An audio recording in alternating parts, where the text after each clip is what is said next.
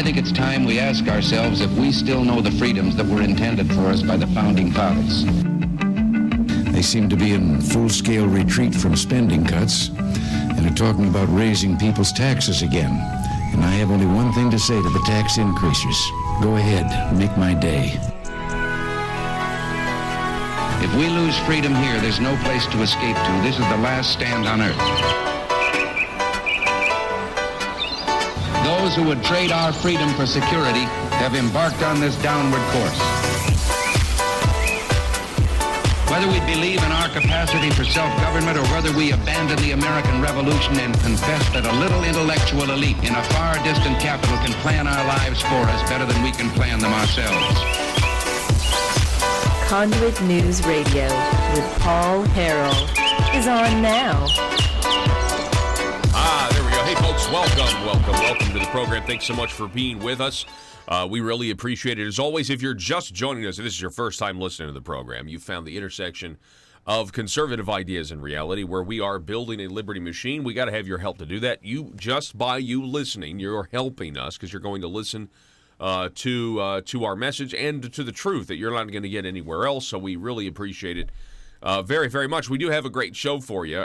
Coming up at the bottom of this hour, I want to talk to Mr. Mark Maxwell and Mike Stewart. Now, many of you may not know who they are, but they are actually suing the federal government.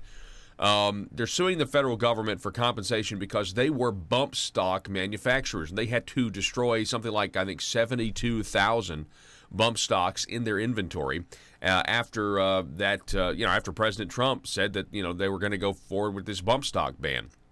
They are Trump supporters. They disagree with him on this issue, obviously, and they want to be compensated for what this has done to their business. So we're going to be talking with them. Really excited to meet them. And, this is an example of, government overreach, to say the least. And a lot of people consider it to be possibly a dry run to take people's guns away. I'm just saying that's the facts. Also, 7:33, we'll be talking with State Representative Rick Beck. He'll be on the program to give his impression of the session. Speaking of the session, the 92nd General Assembly officially ended yesterday. Yay. So that means that, your wallets can rest easy. I mean, they can't really rest easy. Well, because they're not, sentient beings. But they also can't rest easy because we are going to be paying more in taxes, more money to the government in terms of what is a net tax increase, not net tax relief. After the 92nd General Assembly, we're going to be paying more than we were before the 92nd General Assembly, and that's frustrating. Now, that's why I have this whiteboard or this board, not this board up right here to the right of me. Is that right? Failure of leadership. It's to my left. When people are watching, it's to the left. Okay. Well, anyway. So the reason I had yesterday I had like an RPA logo. Before that I didn't have any logo. I decided, I was like, how best do I communicate this? And there's probably even a better way to communicate what I'm trying to say. What I'm trying to say is look at the map of Arkansas. That is a map of Arkansas. I believe that's the 2016 primary map. I just went and found one, right? So the 2016 primary. Or no, 2016, not primary. That's 2016 because then that'd have a bunch of different Republicans on it. That's the presidential election, general election 2016. And I just thought to myself, how does a state that's that red give us the results that we're about to see when it comes to tax policy? It's an honest and fair question, and you get the point I'm trying to make, right? So do we have a failure of leadership? Because I know we got a lot of conservatives. I know we also got a lot of people that would follow actual conservative leadership. Again, the telephone number, 870-275-9799. President Trump said this to the press yesterday. Listen to this. These aren't like impartial people. The Democrats are trying to win 2020. They're not going to win with the people that I see, and they're not going to win against me. The only way they can maybe luck out, and I don't think that's going to happen, it might make it even the opposite, that's what a lot of people are saying, the only way they can luck out is by constantly going after me on nonsense. But they should be really focused on legislation, not the things that have been, this has been litigated. Let's see here. We got to get this. Just so you understand, this has been litigated for the last 2 years, almost since I got into office. Now, if you want to litigate, go after the DNC, Crooked Hillary, the dirty cops, all of these things. That's what should be litigated, because that was a rigged system. And I am breaking down the swamp. If you look at what's happening, they're getting caught, they're getting fired. Who knows what's going to happen from now on, but I hope it's very strong. But if you look at drain the swamp, I am draining the swamp. Thank you very much. Thank you. Okay, well, so, I mean, now we have people. I read this article, for example. I think this is fantastic. Donald Trump's exactly right. He's fighting all of these subpoenas. He's going to fight all the subpoenas of them trying to, keep this Russia collusion hoax alive. Now I'm reading stories from the mainstream media. Trump better be careful, because his revenge, if he goes for revenge against the people who did this to him, that could also be obstruction of justice. And I'm thinking, wow, there's some people really, really scared. The reason he hasn't declassified FISA yet was because he didn't want to get accused of obstruction of justice.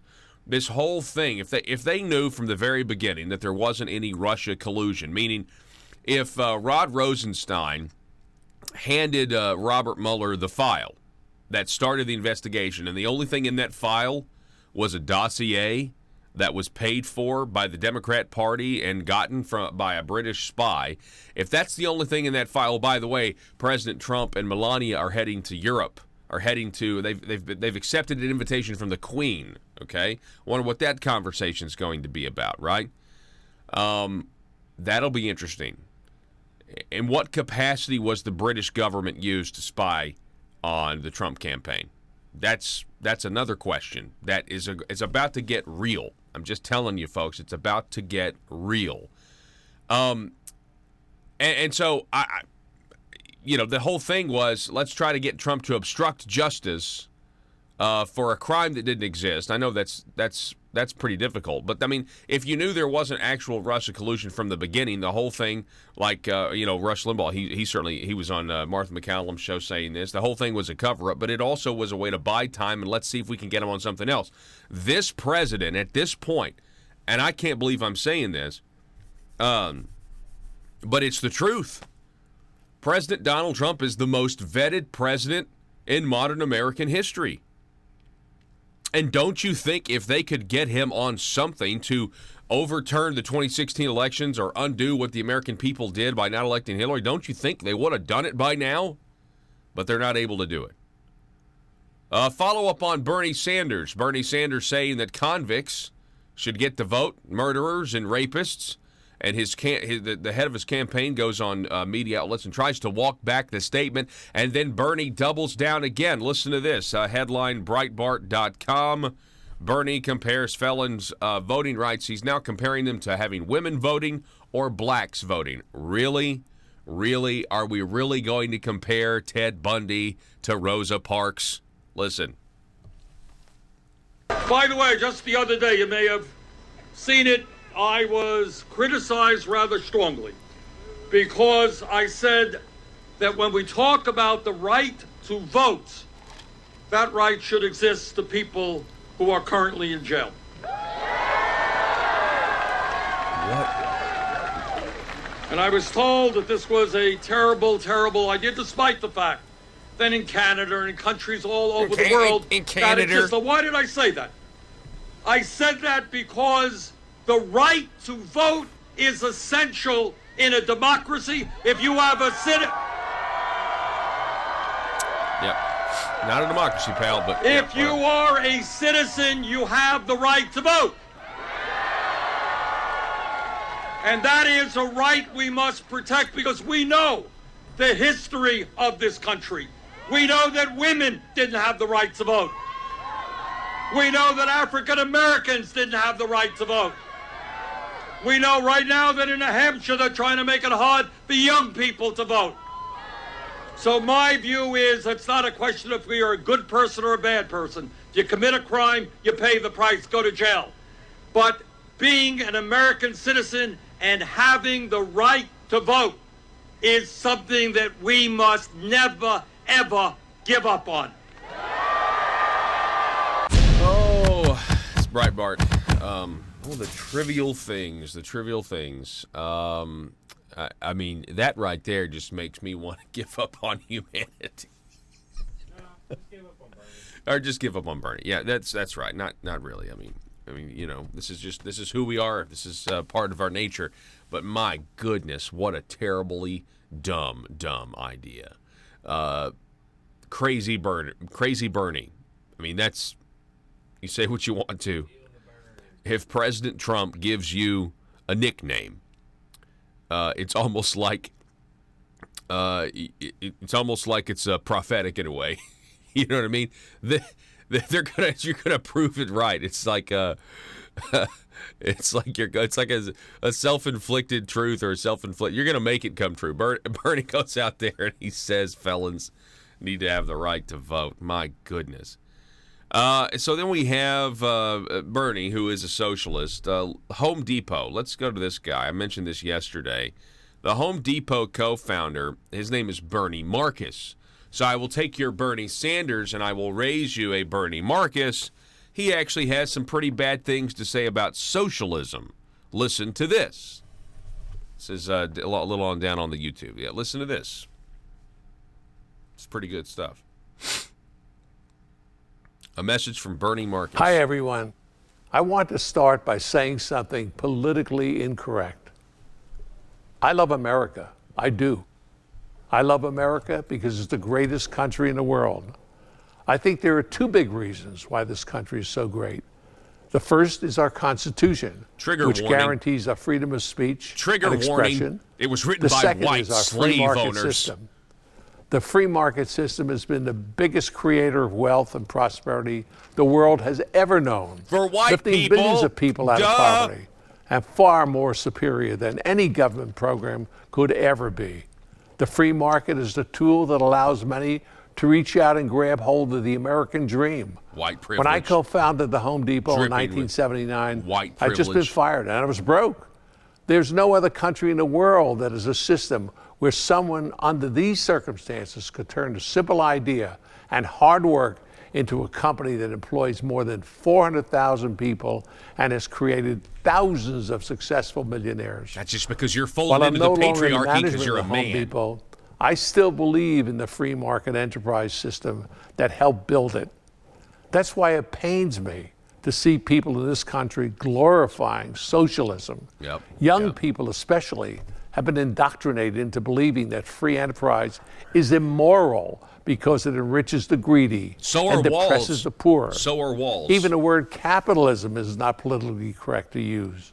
But the reality is that the free market system has created the biggest middle-class population in the world. And while some may say socialism is well-intentioned, the fact is it robs people of their independence, their dignity, and their finances, leading to government dependence, suppression of ideas, and lower standards of living for those under its thumb.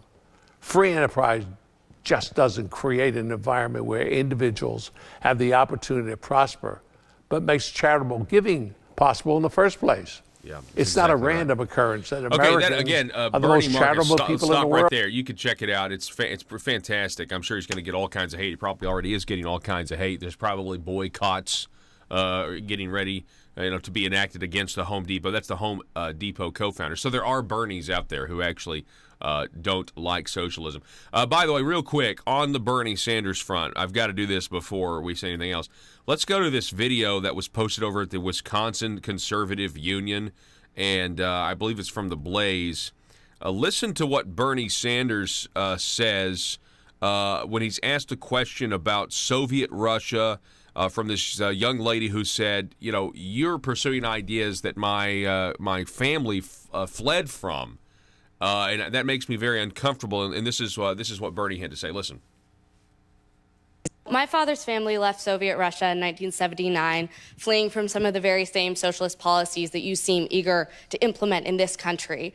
So my question is, how do you rectify your notion of democratic socialism with the failures of socialism in nearly every country that has tried it? And do you think that... All right, stop. Go ahead. See if we can get that refreshed so we can get the video playing. So the reason this is interesting because it's a mashup. 1979, of what he fleeing used to from say. some of the very same socialist policies that you seem eager to implement in this country. So my question is, how do you rectify your notion of democratic socialism with the failures of socialism in nearly every country that has tried it? And do you think that...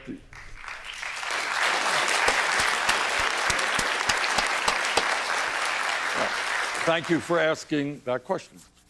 Is it your assumption that I supported or believe in authoritarian communism that existed in the Soviet Union? Yes. I don't. I never have, and I opposed it. I don't. I never have, and I've opposed it. Is it your assumption that I supported or believe in authoritarian communism that existed in the Soviet Union? I don't. I never have, and I opposed it. Well, what it's also fair to point out that when we were in Moscow, for example, 1988. I think most of the people here also were extremely impressed by their public transportation system.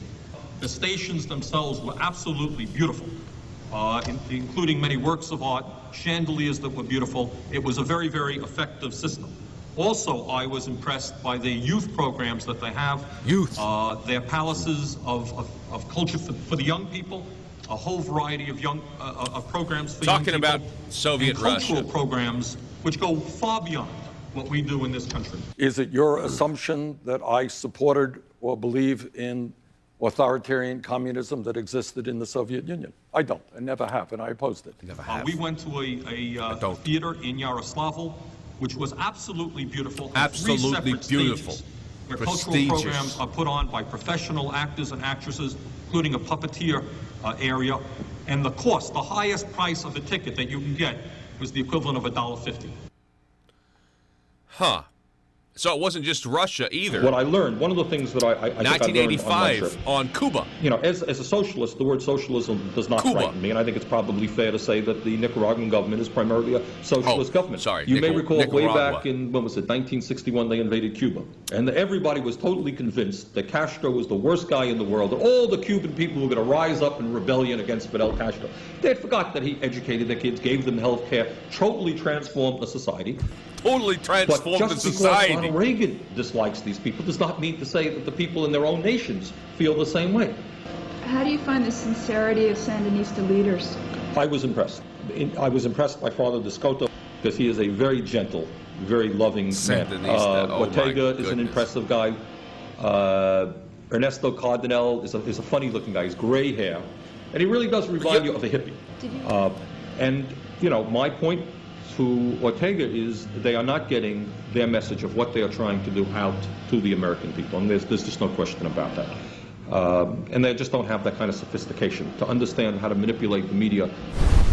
What?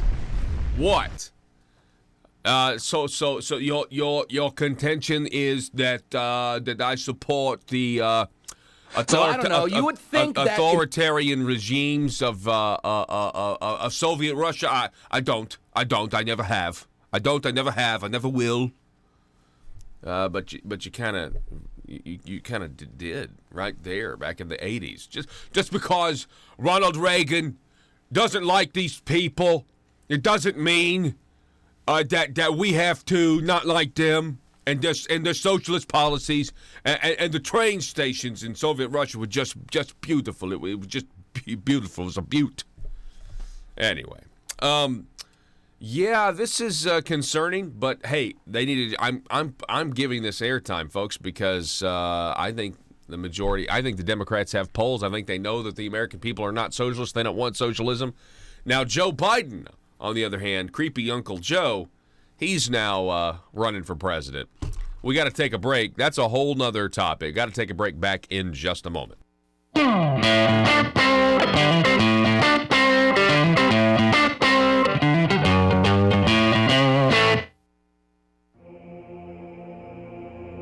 It's Conduit News Radio with Paul Harrell.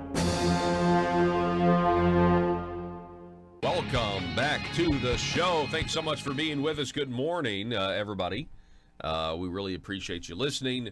And we do this thing called the Impression of the Session every 2 years, where we try to talk to as many legislators as we can about what they thought of the session, the 92nd General Assembly in this case. Welcome back to the program. We've got State Representative Stephen Meeks. He's from District 67. Stephen, how are you, sir? Doing well, and you, sir? I am doing fantastic this morning. I am. So, State Representative Stephen Meeks, we're going to start generally. Representative Stephen Meeks, what was your impression of the session 2019? Well, I think of the sessions that I've been through, this is just logistically has been one of the smoothest and least controversial sessions that I have been through. It's a PHP parody. Hey, man, you got any of that marble rock? Yeah, I've got the hookup. Thanks. I need a fix real bad. I'm itching to grow some government. How much you need? I'm gonna need a taxpayer's dime bag. No problem, sir. 1 taxpayer dime of marble rock. Enjoy. Thanks, man. They don't call it Little Rock for nothing. Am I right? Did you know your state representative or state senator may be addicted to growing government? The drug is called marble rock, and too much of it will cause marble fever. Watch for the warning signs. Does your legislator suddenly display a lack of humility when faced with basic questions? Does he or she suddenly develop hubris and pride that was not present during the campaign for office? These are signs they might be smoking the terrible drug, marble rock. The solution? Detox. Vote for detox. Vote to send them home for their own good. Warning! Some politicians once voted out of office will not go home and stay in Little Rock to get their fix by lobbying, also known as the Burris Syndrome. PHP parody.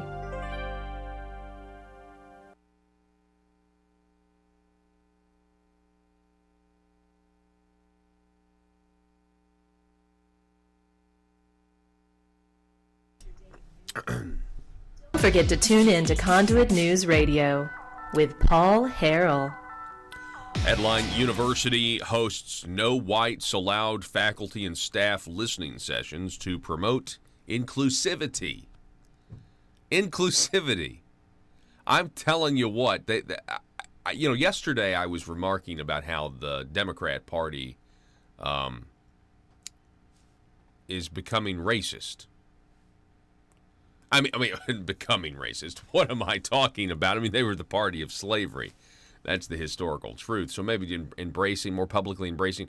I guess it's interesting. I mean, a headline like that. There's no, to promote inclusivity, you have to have meetings where whites are not allowed. You don't understand. It's an unconscious bias, Paul. You just don't understand the white privilege. You're just dripping with white privilege. Okay, all right. Well, here's the thing. Later in the program, if we have time, this came up on my YouTube feed, right? So Candace Owens, she's on the Rising, that Hill.com show, or the Hill Network or whatever, with Buck Sexton and Crystal Ball. And so they got a little Hannity and Combs thing going, Buck Sexton and Crystal Ball. So Crystal's the liberal, and they're interviewing Candace Owens, and she starts to question Candace Owens, saying that the Democrat Party is full of white, racist liberals. And I thought to myself, that's an interesting tweet. I think it's true as well. And she accuses Candace Owens of calling her a white, racist liberal, and the exchange is quite fascinating.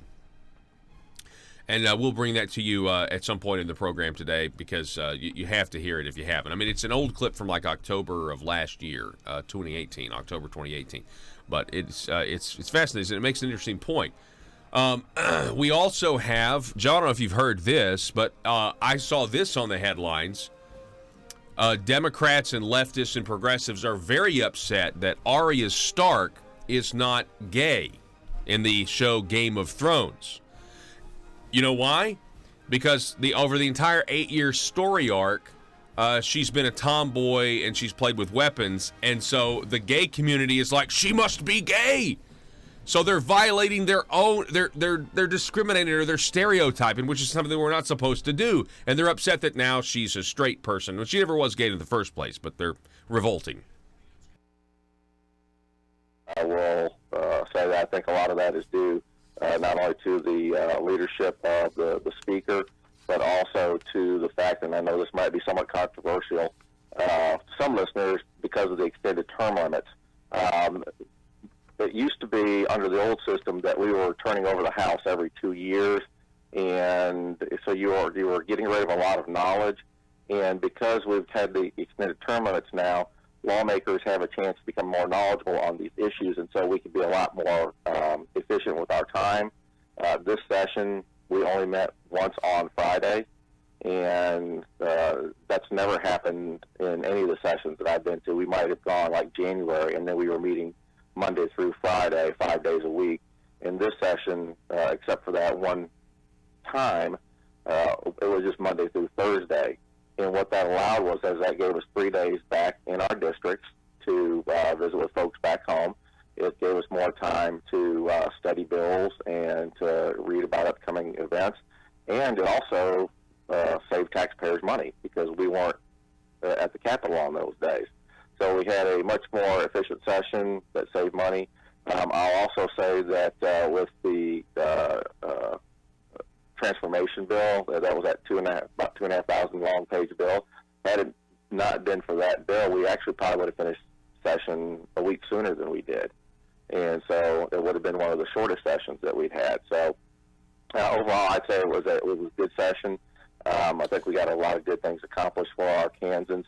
Obviously, there were some things that I didn't agree with that got done, and that's all part of it. Yeah, definitely. We're talking with State Representative Stephen Meeks. On a policy front, let's specifically talk tax policy.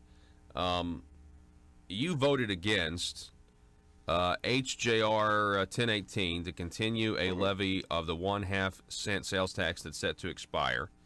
You also voted against SB 336 to provide additional revenue for the maintenance and repair of highways. This was a gas tax increase. And you also voted against SB 576 to reform tax laws. This was the internet sales tax. So, Stephen, those are great no votes, man. And I know my audience certainly appreciates them. But my question to you is, how did you stand up to the arguments that the leadership or establishment were making for each one of those bills as to why it needed to pass, and how did you decide to vote no on all three of those? Well, when I was first elected, I got a real good piece of advice from somebody, and they told me if you always vote your principles, then when you go back, you'll never have trouble remembering or explaining why you voted a certain way. And, we could take each one of those in turn, but on.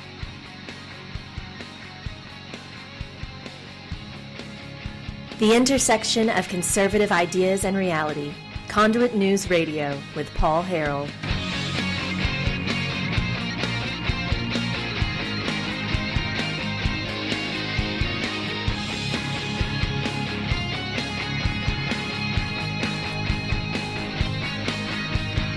All right, ladies and gentlemen, welcome back to the program. 870-275-9799. That's the telephone number if you would like to contribute to the conversation today. Folks, I can't believe this. There's a lot of people that are very, very happy with President Trump, and I'm one of them. I think it's really so refreshing. But the one thing that I think a lot of Second Amendment advocates were upset with, including myself, was the bump stock ban. A lot of people were worried that, hey, maybe is this a dry run? And then, of course, a lot of people's bump stocks just, came up missing. Like, oh, you remember that flood we had? I lost the bump stock in the flood. Folks, here to talk more about this, I want to introduce you to Mike Stewart. He is one of the co-founders of RW Arms, which was the largest seller of bump stocks in the nation up until the ban began. And Mike joins us on the program. Mike, how are you this morning, sir? Good, and thank you for having me on. Absolutely. So your company had to destroy, 72,000 bump stocks that you had on the shelf? I believe it was right at 73,000. Wow. And so right now you're suing the federal government for compensation. How's that going? We're waiting for a response back from the initial complaint, and then other than that, it's just going to be a battle in the court systems that we're going to let the lawyers handle, and just put our best foot forward and continue on with the battle. What's the economic impact of this to you? I mean, was this one of the main products that you sold on your website? This was one of our main products. We actually went back and looked at it and was doing numbers, and it was about 40% of our sales were bump stocks at the time. So we're a small business. We're 100% veteran-owned and run. You take away 40% of anybody's business, it's going to hurt. My goodness.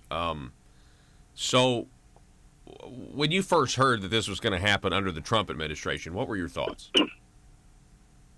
Well, my thoughts were, and a lot of people have asked about this. I'm a Republican, and I voted for Trump, and I support my president and continue to support my president. That being said, do I have to agree with every single policy the president comes out with? No, and I don't agree with this one. So it hurt. Like I said, it hurt the company, and I don't agree with this one, but I will continue to support Trump. Yeah, and you know what? I mean, that's I think that a lot of people would respect and admire that. I mean, not everyone's going to agree 100% of the time, but this is the Second Amendment is about your right to protect yourself, your family. It's a natural right. It's not given from the government. And why do you think? I mean, we kind of lost the argument here somehow, in terms of making bump stocks bad, making bump stocks the enemy. Why do you think that is? Well, it's because of the single person that goes out and does something wrong, like the guy in Vegas. That was a heinous act. He was a madman. It shouldn't have ever happened. But instead of focusing on the person that actually did it and the real issue, the mental health or whatever caused it, we're now, focusing on the tool, which is what they seem to always do when it comes to firearm incidents.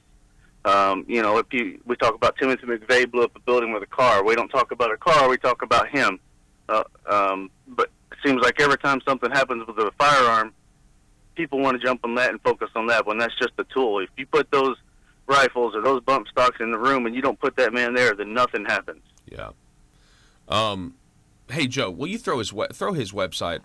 It's rwarms.com. Throw that up on the screen here.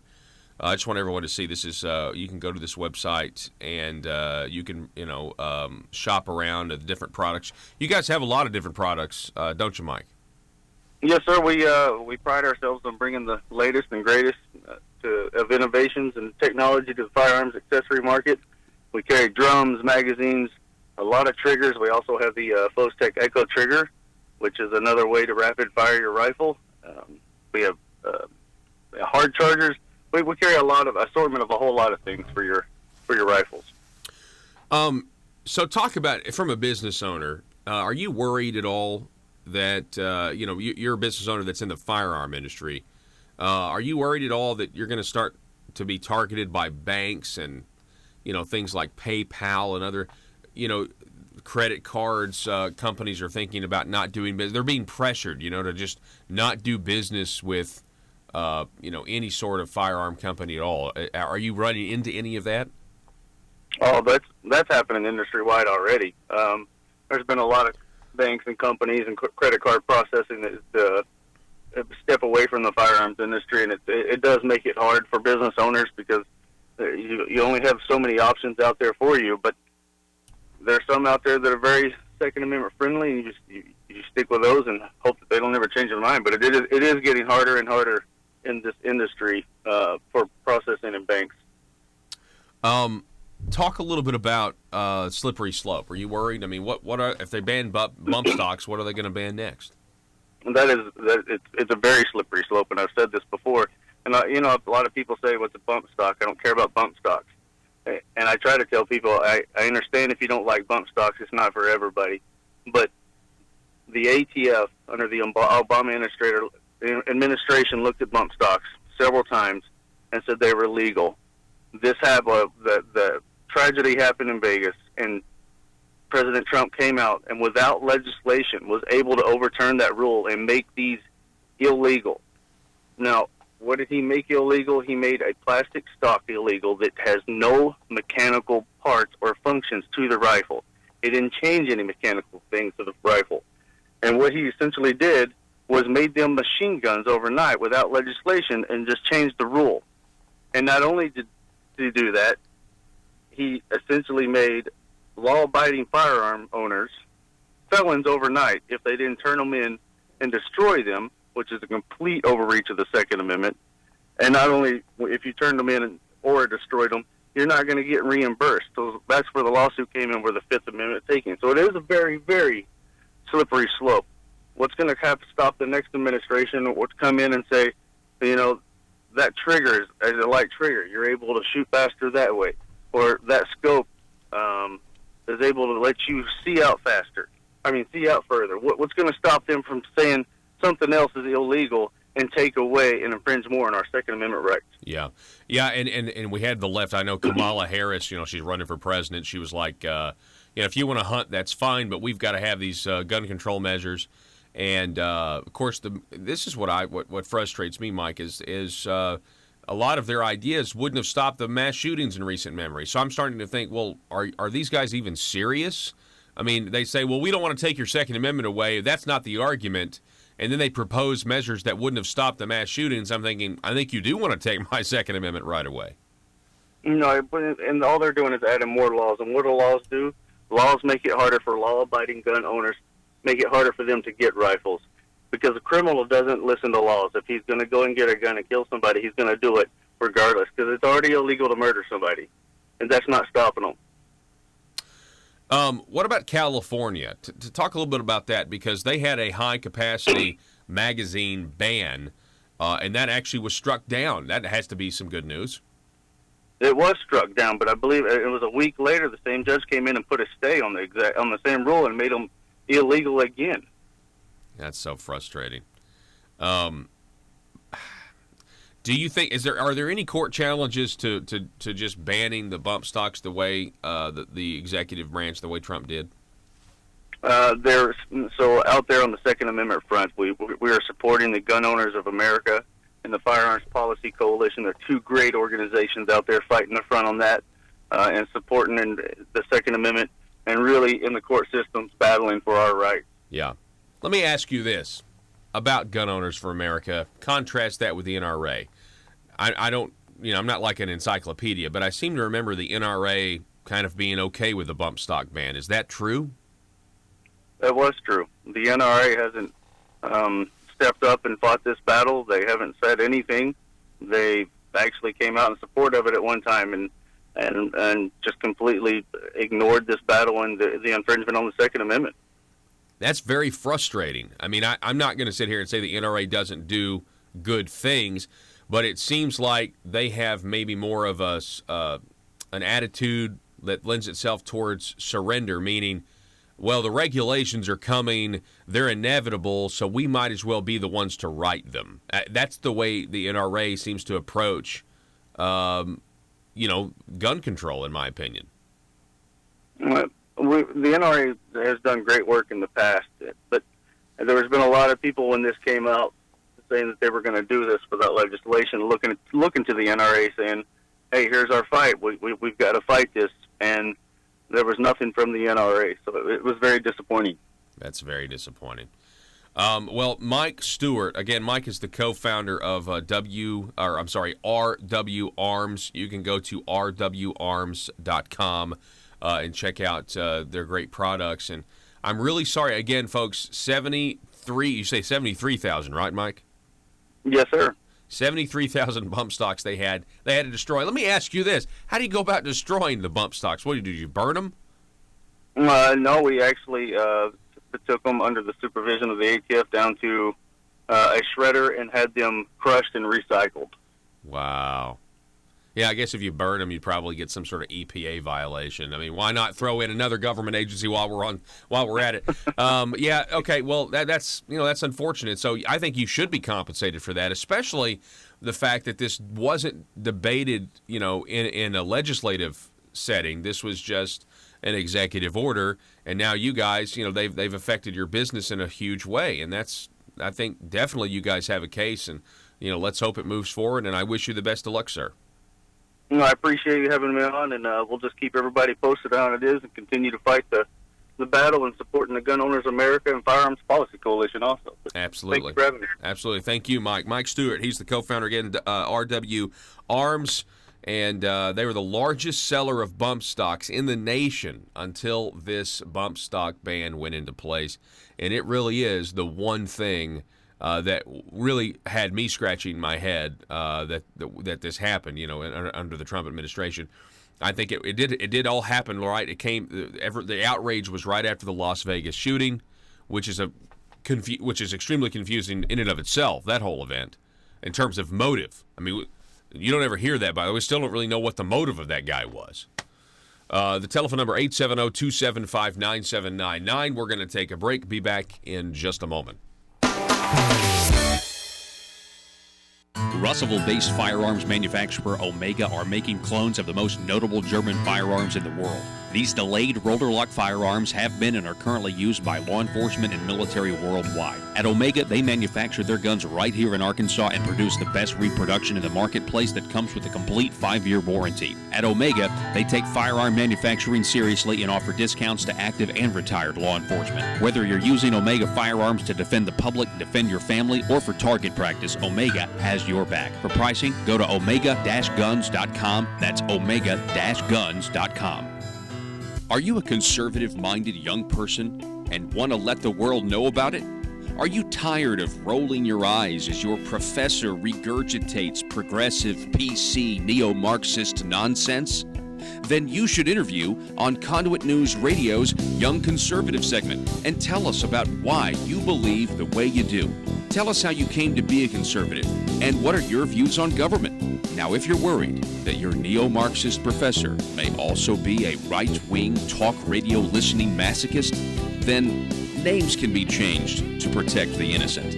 It's the Conduit News Radio Conservative Future segment. To be interviewed, call 870-275-9799. That's 870-275-9799. If you're like me, you believe that small business is the heart of Arkansas's economic engine, and it should be viewed that way by the politicians in Little Rock. Conduit for Commerce also believes, like you and I believe, policies that achieve less regulation and lower taxation help small business in Arkansas thrive. Other policies like small, constitutionally consistent government and reducing citizen dependency on government keeps it from growing and expanding its influence on our daily lives. Conduit for Commerce works every day to educate the general public and legislators on these important priorities in the name of Arkansas small business. By the way, contributions to Conduit for Commerce are tax deductible. Log on now to conduitforcommerce.org and click on Contact Us on the right side of the page. That's conduitforcommerce.org. Go there now and learn the facts on protecting small business in Arkansas.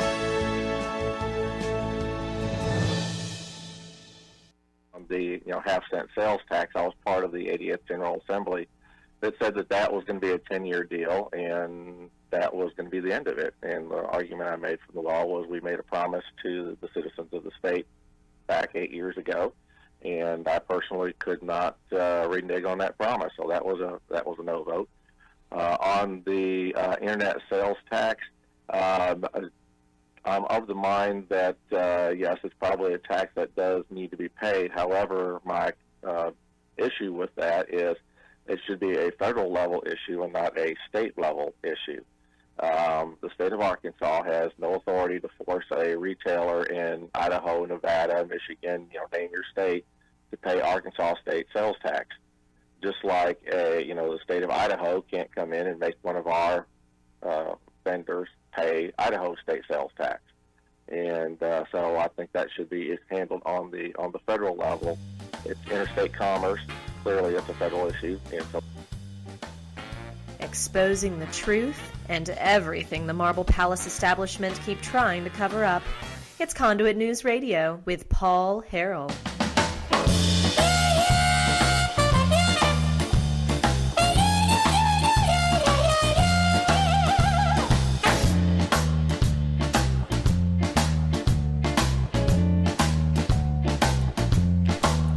All Our thoughts and prayers are with the people of Concord School in Cleveland County today. Reports came out yesterday that there was a student that shot himself. I believe in the restroom is what the report is. Just a self-inflicted gunshot wound. And so that's terrible, absolutely terrible to hear that. And so our thoughts and prayers are with the people in that community who are in the process of trying to figure out how to make sense of all of this.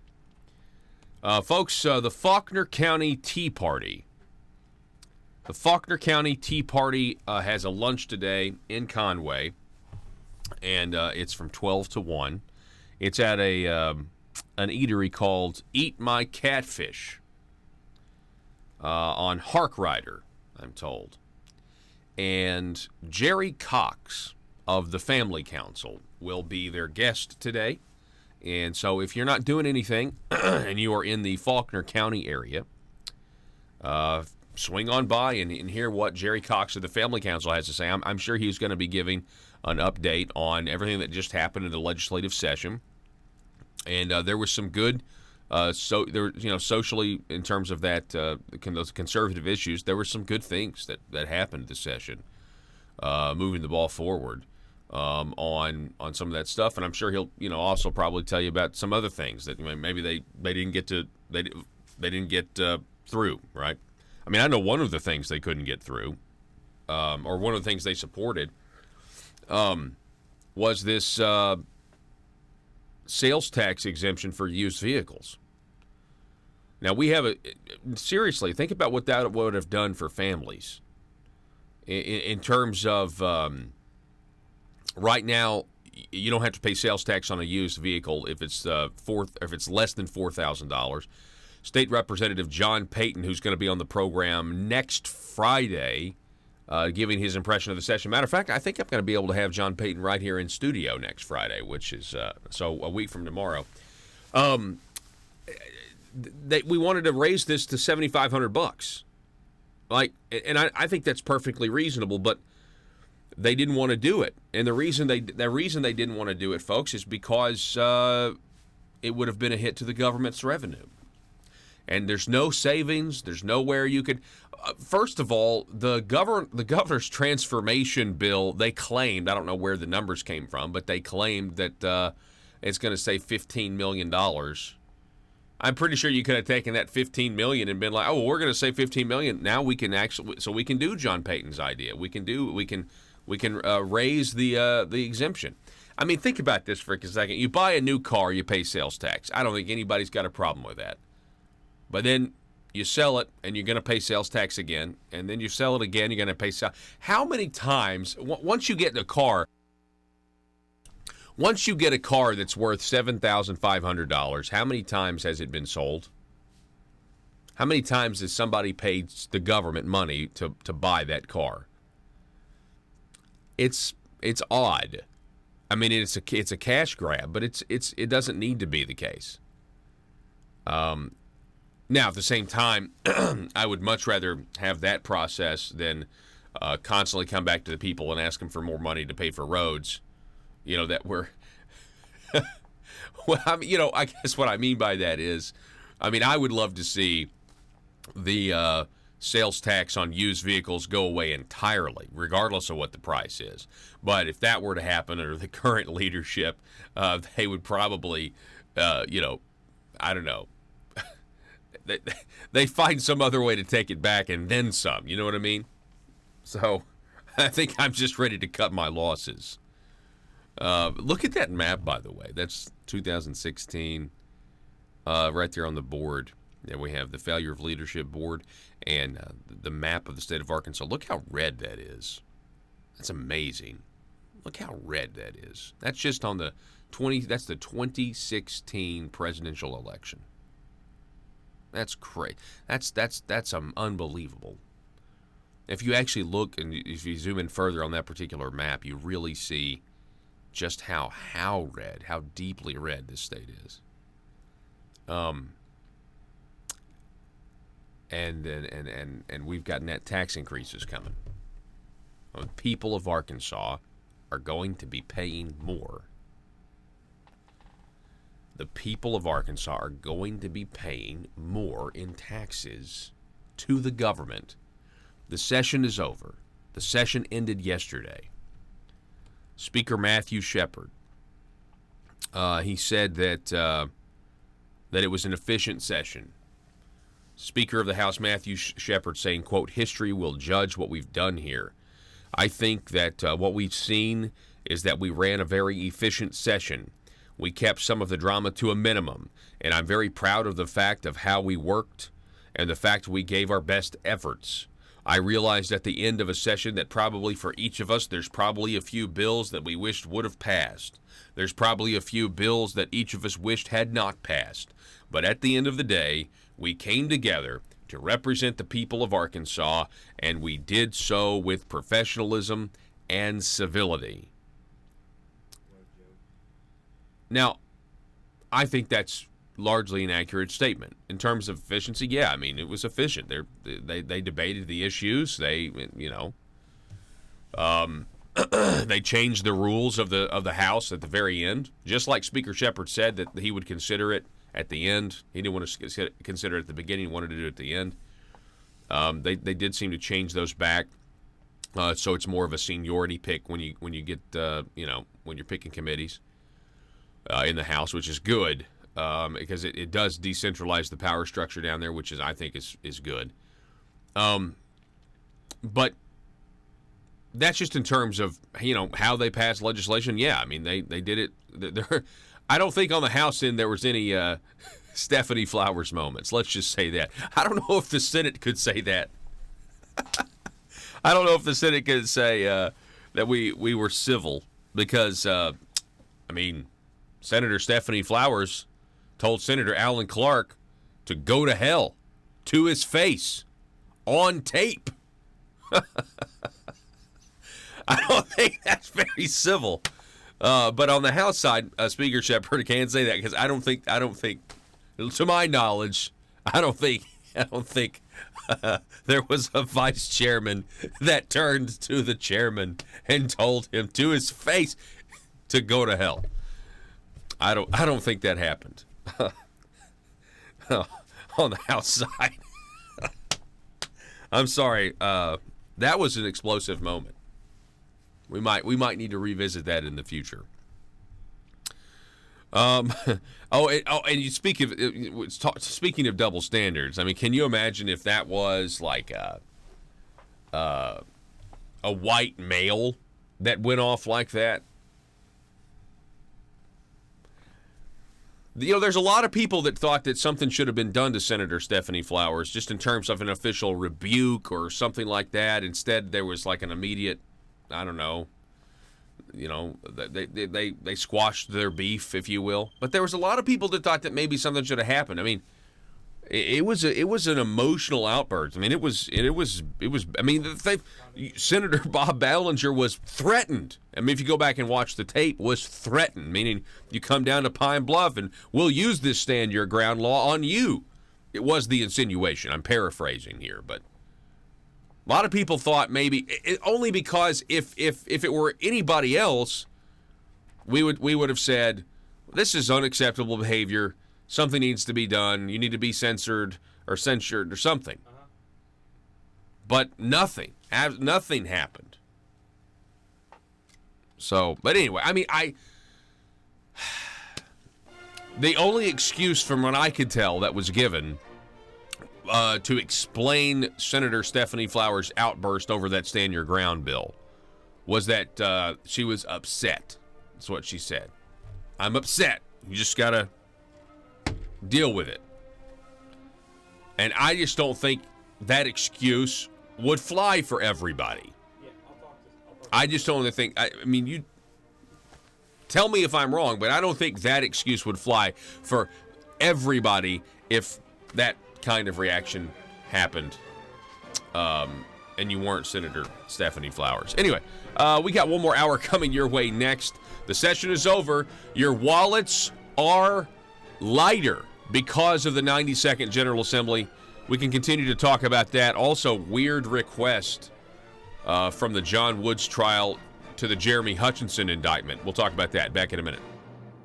The news and talk of Northeast Arkansas. This is News Talk 101.3 FM and 1230 AM KBTM, Jonesboro, an EAB radio station.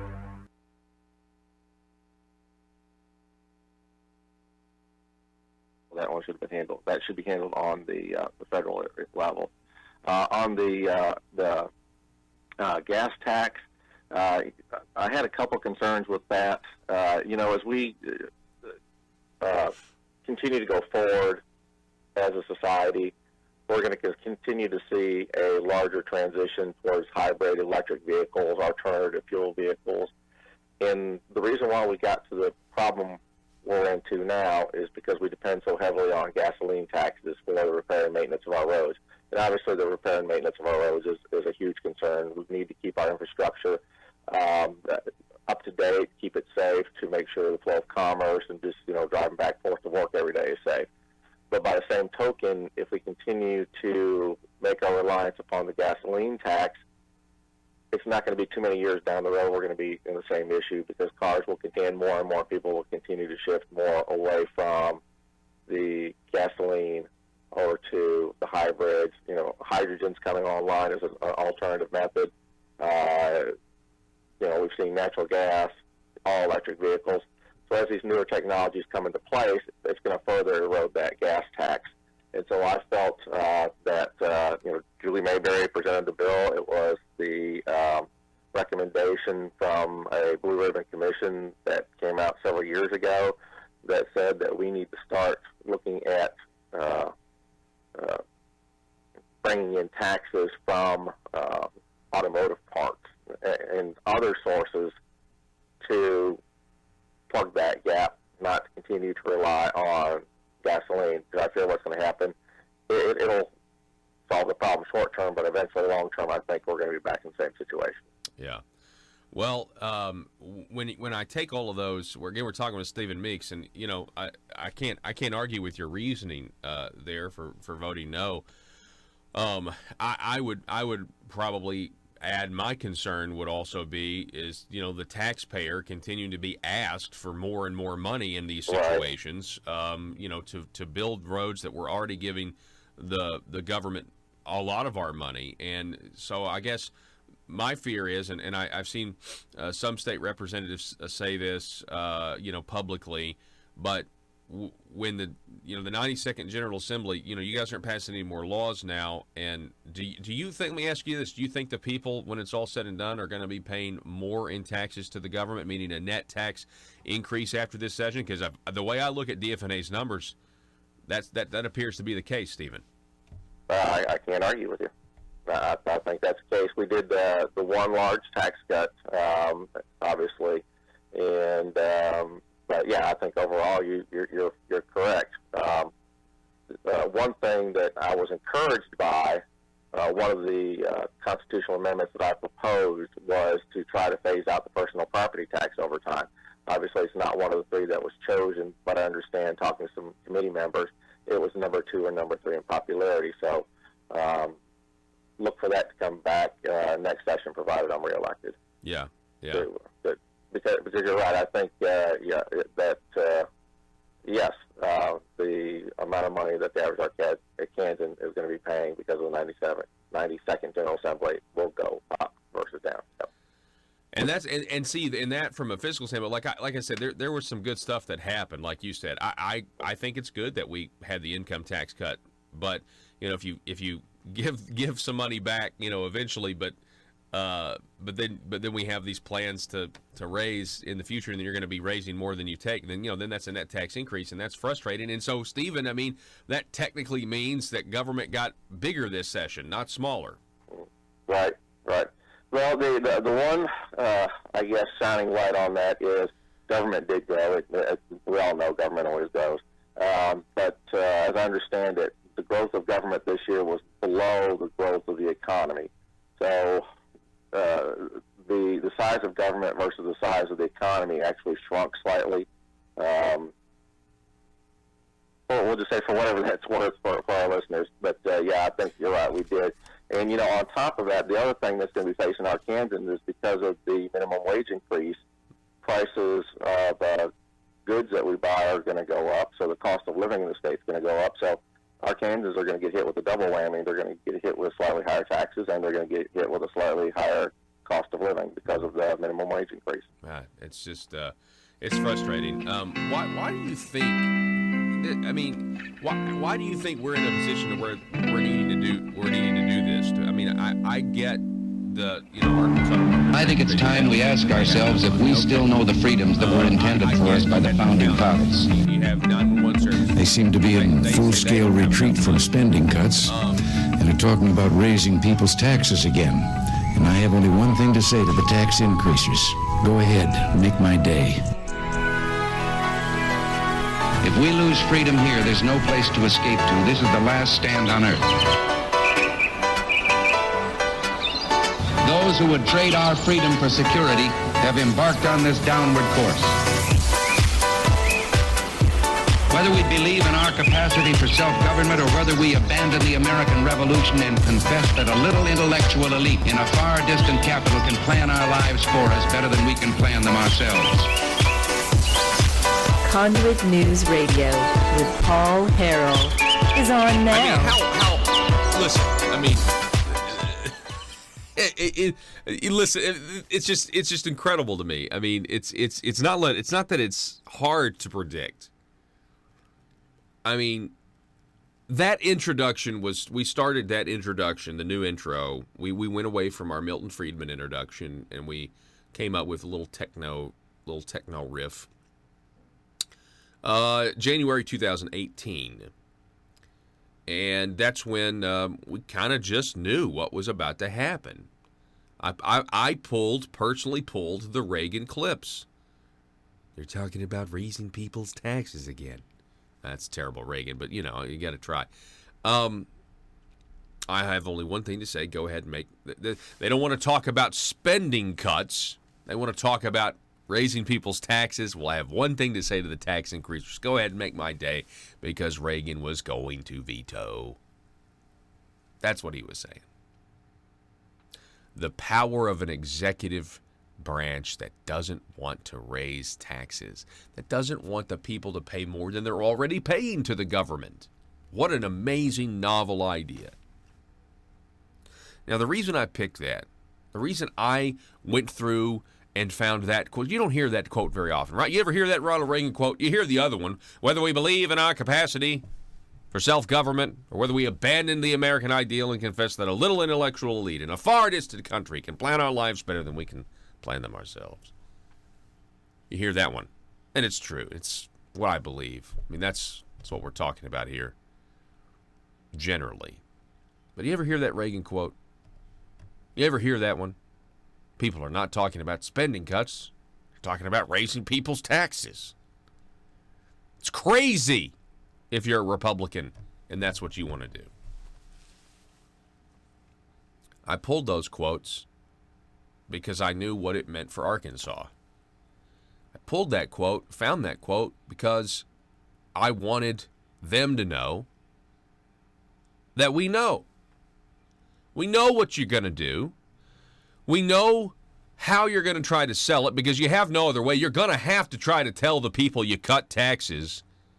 But we know that you don't have any money because you have mismanaged this state financially, period, over the last 6 years.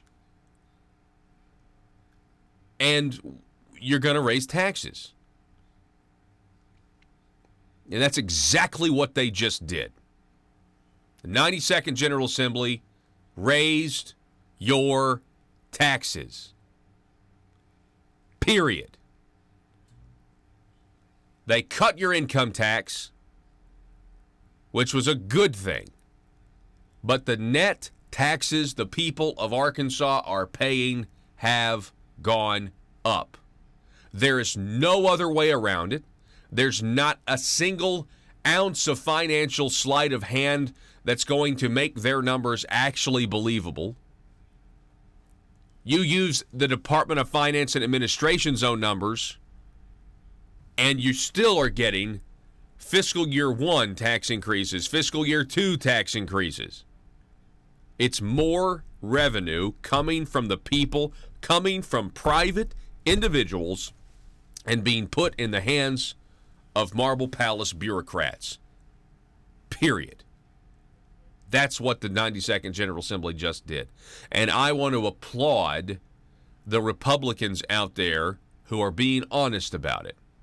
Because there are plenty of them out there who are saying, you know what, it's the truth. Like, people are going to be paying more money than the government. Now that we're done, people are going to be paying more money, not less, to the government of the state of Arkansas.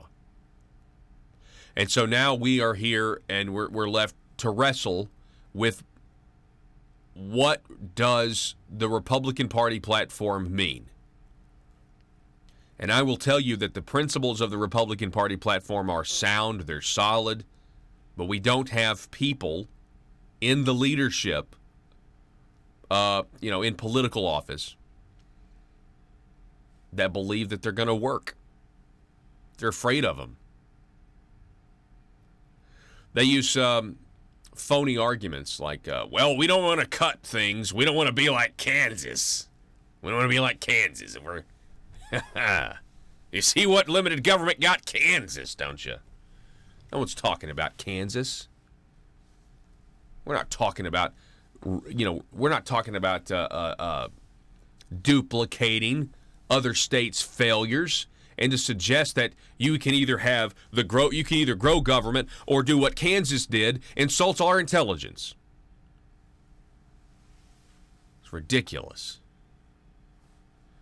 Fact of the matter, some of the reason Kansas had their problems was because they had a bureaucracy that intentionally sabotaged the reforms there, which could easily happen here as well, by the way. Telephone number 870-275-9799. Your wallet is thinner. Now, the session is over, and the people of Arkansas are relieved. I want you to know this. The people of Arkansas are relieved that you no longer have power, constitutional power, to pass laws and pass new taxes. I was worried that I would have to eat crow. Notice, probably 6 months ago, I started to hold out the possibility, based on some of the recommendations from the task force, that it wasn't a task farce, because maybe we'll have to wait and see what actually gets passed. Because if you'll remember, I believe I actually did a few positive shows on some of the ideas that came out of there. I was like, hey, well, that's a good idea. That's a good idea. Obviously, before that, I was critical of Randy Bauer. I exposed his tweets. Conduit News exposed Randy Bauer for who he is before anyone else did. And I actually think our reporting is the reason that the Democrat that the task force hired got fired. Because if you go look at his tweets, he was a terrible consultant in terms of tax reform. He said tax cuts are not tax reform. He also is a huge. I think he was a huge Bernie Sanders supporter and everything else. A lifelong Democrat. Why would this is a question to be asked, though. I mean, we kind of saw the writing on the wall. Why would Jim Hendren, the head of the task force on tax relief, why would he hire a lifelong Democrat in Randy Bauer? Why would a supermajority Republican state hire a lifelong Democrat to advise them on tax reform? Oh, here's another question. Why would a supermajority Republican state raise taxes on the people of Arkansas? We're connecting the dots here. So anyway, they fire Randy Bauer, and then the task force, I think, people started, pursuing some better ideas, but it all depended on, what was the legislation that was going to come out of there, and the only thing that mattered was how much money the people were going to be paying after they passed these ideas into law. And so I was thinking to myself, I hope I do get to eat crow. All the times I called the committee a task force. All the times I called the committee, irrelevant or a sideshow or an element of legislative theater. Maybe I'm going to be wrong. Maybe I'm going to eat crow because you know what? If I were to eat crow, that would mean that the people of Arkansas would have more money in their pockets because it'd actually be a tax cut. It'd actually be tax relief, net tax relief to the people. You know what? I think that'd be a great meal of crow to have. Because this isn't about me being right or wrong. This isn't about Conduit News being right or wrong. This is about measurably reducing the size and scope of government. This is about economic freedom. That's what this is about. This is about saying Arkansas's government is way too big and we need to leave the people alone. I don't have to eat crow now. I've seen the numbers. There's not going to be any crow eating. It was a task farce. It was always a task farce. Always. You had people like Charlie Collins, a moderate Republican, who wanted to do tax cuts back in 2017. Charlie Collins was told to stand down and get behind the task farce idea. And we'll figure it out in a 2-year task force. We'll come back in 2019, and then we'll pass your tax cuts. But we've got to have a task force to study how we give tax relief to the people of Arkansas in the best way, because we don't want to be Kansas. I wonder if Charlie Collins' Republican base would have been more he lost his reelection bid to a Democrat. I wonder if Charlie's conservative base that elected him would have been more energized to go out and support him had State Representative Charlie Collins actually been the leader and passed the tax cuts he wanted to pass, him and Bart Hester wanted to pass back in 2017. It's a speculative, it's a hindsight question, I know, but I mean, I've thought about this. Because the more conservative you are, the more energized your base is to send you back. The more wishy-washy moderate you are, just the truth, the less energized your conservative base is to go send you back. Now, it's just a thought that I had. Anyway, so yeah, I'm not going to have to eat crow. I don't have to eat crow now. None of you have to eat crow, who've been on social media this whole time saying, "What is this? What is this task force?" They delayed. I mean, if you talk to insiders down there, they will tell you they came up with the tax cuts in like 2 weeks. They spent 2 years of delaying and everything. The highway plan, for example, they came up with that. Like, well, what are we going to do? I mean, do you not remember? At the beginning of the session, everybody was wondering, well, what about the highway plan? What's it going to be? And then everybody was wondering, okay, when are we going to actually see some of these when are we going to see this? It wasn't necessarily immediate.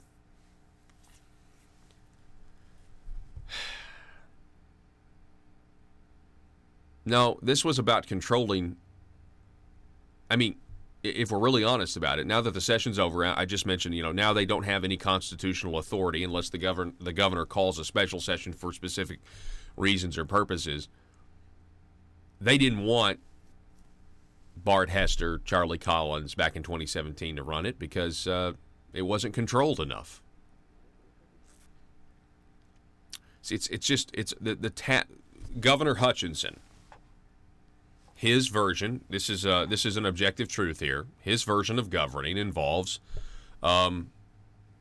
governing by task force and legislative task forces specifically, because you're taking a 135-member body and you're reducing it down to what, 15 people, 14 people? I don't know how many. A smaller group of people that are more easily controlled. Now you don't have to worry about lobbying 135 of them. You only have to lobby, however many are on the task force. You only have to convince them with their facts because they're going to get the predetermined outcome that people want. It's more controlled. And then you get to say exactly what the establishment's saying. We spent 2 years on this task force. We worked really hard, and these are the ideas that we came up with. We put it in legislation. Trust us, this is very well researched, and people just accept it. How are you going to go against the task force that's been meeting at taxpayer expense for 2 years? How are you going to go against that? Who do you think you are? We've been here. We've been down here going over all this stuff, working out the kinks, working on this tax reform plan. And you think you're just going to – it's a way to keep legislators from legislating, and it's a way to disenfranchise voters whose politician doesn't get put on the hand-picked task force on tax relief. Did we get tax relief? No, it's a net tax increase. And I think there's plenty of people. I think there's Republicans even, kind of in the middle.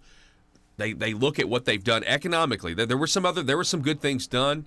I know people are going to talk about the tax structure, but I think there's people even in the middle that think to themselves, what did we just do to the people of Arkansas's wallets? What did we just do? Pretty frustrating. In other news, we have a judge in the Jeremy Hutchinson case, the one in Arkansas, the one that has to do with campaign finance, the indictment that has to do with campaign finance violations. Strangely, a federal judge on Wednesday refused to allow in prison former State Senator John Woods and friends and consultant Randall Shelton to access sealed documents in a pending criminal case against State Senator Jeremy Hutchinson. So Woods, Shelton, and others, they think there's something in Judge Christine Baker's documents that she's presiding on in the Hutchinson case on campaign finance that's going to help them in some way. And I think it has to do with the FBI agent. Remember the FBI agent, they say, that wiped the computer, and they say that the government acted in bad faith. This is all back in the Woods case. You remember all this? So they believe that there's documents right now under seal that would help them. And, of course, John Woods is in jail for 18 years. I mean, he's going to want any sort of appeal he can get or anything at all. Something to think about. I mean, I don't really know. It's an odd story. I read the entire story this morning. Woods and Shelton asked for sealed copies of that information contained Hutchinson's case because his attorneys also have alleged government misconduct. So they think the government messed up, and they think inside the Jeremy Hutchinson case on campaign finance that there's more information. Now, this probably is because, if you'll remember, Jeremy Hutchinson wants the entire case thrown out because they're claiming that, or he's claiming that the FBI never had a right to the laptop that belonged to him that his girlfriend took to the FBI. So maybe that's part of something that they think is going to help John Woods or Randall Shelton or the rest of them. I just don't know. I just don't know. But it's very odd, very strange. But hey, I mean, this is Arkansas. We've got to get used to interpreting, an ongoing conveyor of corruption stories. We'll be back in a moment. Don't go anywhere.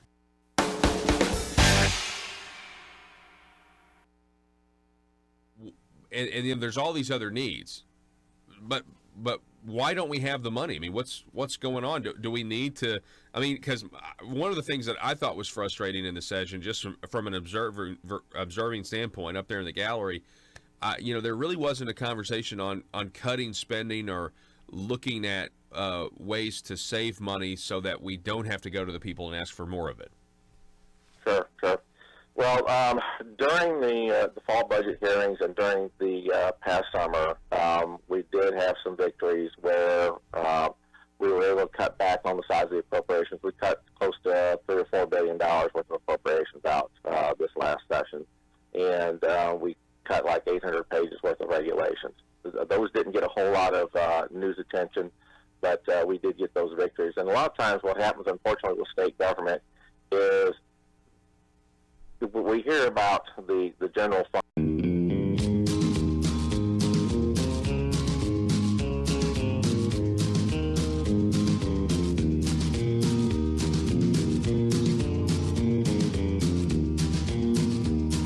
This is for all you big government establishment Republicans out there. Hope you're listening. I keep a close watch on these votes of mine. I keep my finger in the wind all the time. I vote big government, and you will pay with your dime. 'Cause every time I toe the line. You know, there's always an excuse not to shrink government. It's much easier just to toe that line. I find it very easy to be rhino blue. I find I'm not alone when failing to come through. Yes, big government, I'm a fool for you. 'Cause every time I toe that line. Legislative sleight of hand would be an accurate description. Or you could just say, they can't quit towing that party line. As sure as night is dark and day is light, I'll vote big government both day and night. And act like I'm shocked when it all comes to light. 'Cause every time I toe the line. You know, the phrase toe the line is the equivalent of toe the mark, both of which mean to conform to a rule or standard. You could also call it the status quo. Tax and spend, I'm always on your side. I love writing government checks that I cannot hide. Buying people's votes always turns the tide.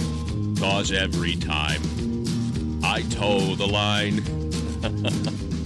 The Oxford Dictionary word histories. The idiom toe the line, from an athletics analogy, originated in the early 19th century.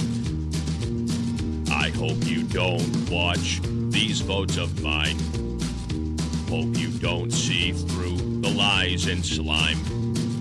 'Cause I plan on spending with your dime.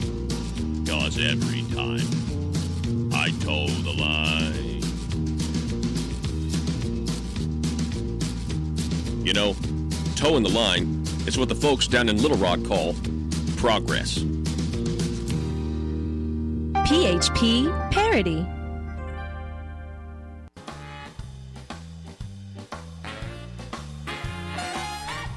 Determined to drain the swamp in Little Rock, it's Conduit News Radio with Paul Harrell. Also, this audience, obviously this audience is very intelligent. I mean, you know, as I was telling you that, you know, we now know that the task force on tax relief was, in fact, a task force, 100%. I was trying to say, I was holding out the possibility that I would have to eat crow, just based on some of the ideas that came out, you know, the final recommendations. However, I do have people in this audience that are reminding me, yeah, Paul, but do you not remember some of the stuff that they debated that were terrible ideas, like reinstituting the grocery tax? Remember that? And if Jan Morgan hadn't been primarying Asa Hutchinson, Asa came out during that primary and said, no, we're not going to raise the grocery tax. We're not going to raise the grocery tax. But they were going to raise the grocery tax. You go look it up. Also, do you realize that the task force on tax relief talked about taxing churches? Do you remember this? They got so upset when this happened. Like, they were considering tweaking with, you know, the tax exemption of churches, or, you know, I think, was it bake sales or something like that? You know, figuring a way to get money out of that. I mean, and you know, of course, if you brought that to people's attention, you were, you know, branded somebody who was unpatriotic, essentially. That's really, you guys know what I'm talking about, right? You guys understand. You bring it to somebody's attention, there's outrage, and all of a sudden, you know, you're just, we're debating these ideas. We're just talking about these ideas. Logically, especially when we have elections based on ideas like taxes, logically you shouldn't debate dumb ideas. To me, that's logical. But they did it anyway. Anyway, it was a task force the whole time. So I've got DFNA's own numbers, and it's going to be interesting to walk these out for you in the coming days and weeks. And you know, it's going to get boiled down to, you know, a Facebook post eventually, or somebody on. There's going to be some politician somewhere that talks about, something that happened, and then there's going to be a constituent that listens to Conduit News and say, no, actually, here's the number that you increased taxes net, and this is how you did it, and this is fiscal year 1, this is fiscal year 2, this is fiscal year 3.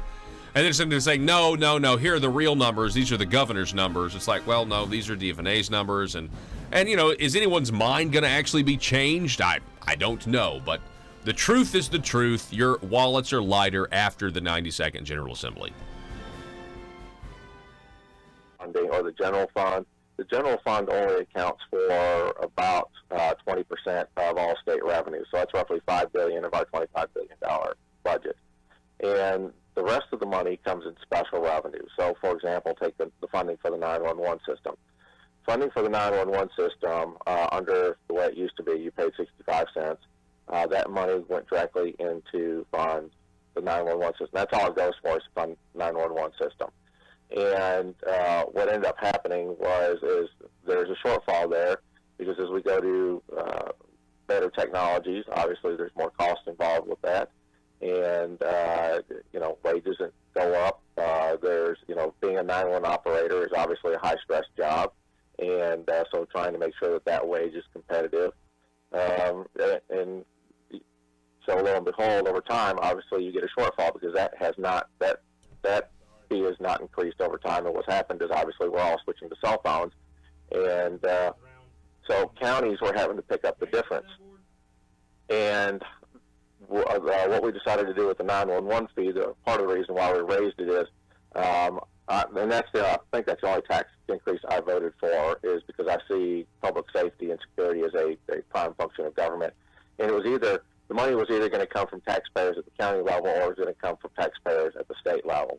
And when it comes at the state level, because of the way we reorganized it, we created a 911 board, put it under the Department of Emergency Management, creating accountability across the state, creating best practices. As it stands right now, 911 systems are essentially standalone. They kind of do their own thing, and they don't always talk to each other in the most efficient manners.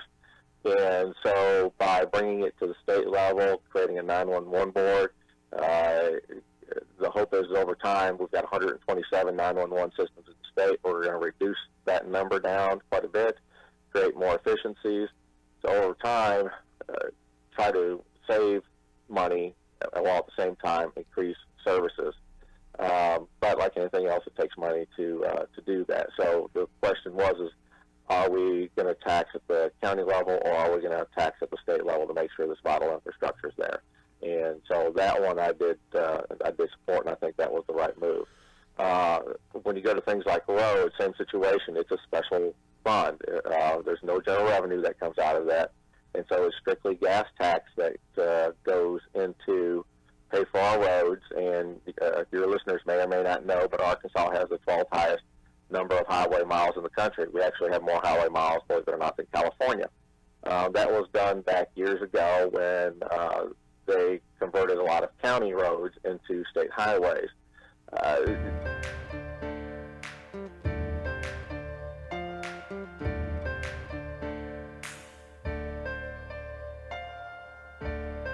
Bringing you your daily dose of truth. It's Conduit News Radio with Paul Harrell. All right, thanks for being with us, folks. It's time now for another impression of the session. Please welcome back. We have State Representative Rick Beck is on the line. Rick, how you doing, sir? I'm doing great. How about yourself, Paul? I'm doing pretty good this morning. Now, you're from District 65. Remind everybody, District 65. What is that? That would be Conway County and Perry County. Conway County and Perry County. Well, let's just ask you generally first. State Representative Rick Beck, what was your impression of the session 2019? Well, I think it was a very good session. I think we got a lot of things done. From a conservative standpoint, I tell people that I think that we probably did a little bit better on the social front than we did on the tax front. But with that said, I think the social side's a little bit easier. There's less hard lobbying that goes on there, and those issues are better defined along party lines. So I think that's one of the reasons that we tend to come out a little bit stronger on some of these social issues. When it comes to taxes, however, there's obviously a lot of lobbying involved with people who are wanting tax increases, and also it's easier to cross across the line there. A tax increase that promotes the free market. You really have to look very closely at that. So I think sometimes we get a little bit confused, and sometimes we vote for something that maybe we shouldn't have.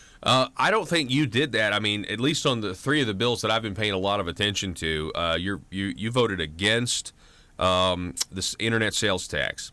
You voted against a levy on the 0.5% sales tax to keep that from sunsetting, and then you voted against the gas tax. So first of all, State Representative Rick Beck, thank you for doing that. And my question is, voting no on all three of those bills, how did you stand up to the arguments of the establishment types that were saying, we got to take more money from the people? What basis did you use to make your no decision? Well, one of the things I look at, and by the way, many of those taxes actually supported initiatives that I support. So that was fine, but I thought that we were going about it the wrong way. Gas tax in Arkansas, I think, really hurts the people that we are trying that we should be trying to help. The effort there is, Arkansas is a rural state. People driving back and forth to work, when you increase the taxes on their gasoline, that hits their bottom line. So I think that's a very crippling tax in that aspect. The other thing was, as far as the 0.5%, sending the 0.5%, not letting it sunset, I really felt like we should have handled that ourselves. It's almost like we're pushing that back down to the voters as opposed to taking care of some of that stuff ourselves. One of the things that I use a lot of is, again, pushing for efficiency. But I worked in a major corporation, and in that corporation, my manager used to always say, I worked as an engineer, he would always ask me the question, would you be happy to take this back to the stockholders and say, you spent their money on this? And that makes it a lot easier to say no to some of these tax hikes, because I use the exact same thing. I work for the Arkansans. Right? Would I be happy to go back and say, I increased your gas taxes about 3 cents a gallon? And I just couldn't say that, so it makes it easier to say no to those type of things. We're talking with State Representative Rick Beck. I agree with your logic. That is a great mentality to have. The idea that this is not government money, this is taxpayer money. That's kind of what I hear you saying. And on this economic front, during this legislative session, we didn't really have a conversation about reducing spending and then using that to offset some of these tax cuts, because the income tax cut, $95 million, bringing from 6.9 to 5.9% over the next couple of years. That's a good thing, but then it seems that they got a lot more back on these other things. Let me ask you this: do you think that the people of Arkansas, State Representative Rick Beck, are paying or will be paying more money to the government after the 92nd General Assembly? Well, yes.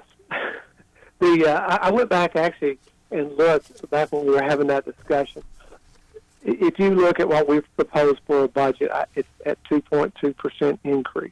Now, that's the lowest increase in 10 years by a slight margin, but it is the lowest increase in 10 years as far as that. But nevertheless, it is an increase.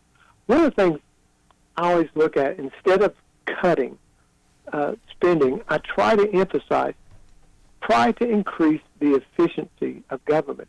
As you know, the bill that I proposed, the Transformation Savings Bill, does just that. It says, okay, let's make government more efficient. Let's give Arkansans more bang for the buck, and as opposed to just coming back and saying, okay, we need more money for this, or we need more money for that.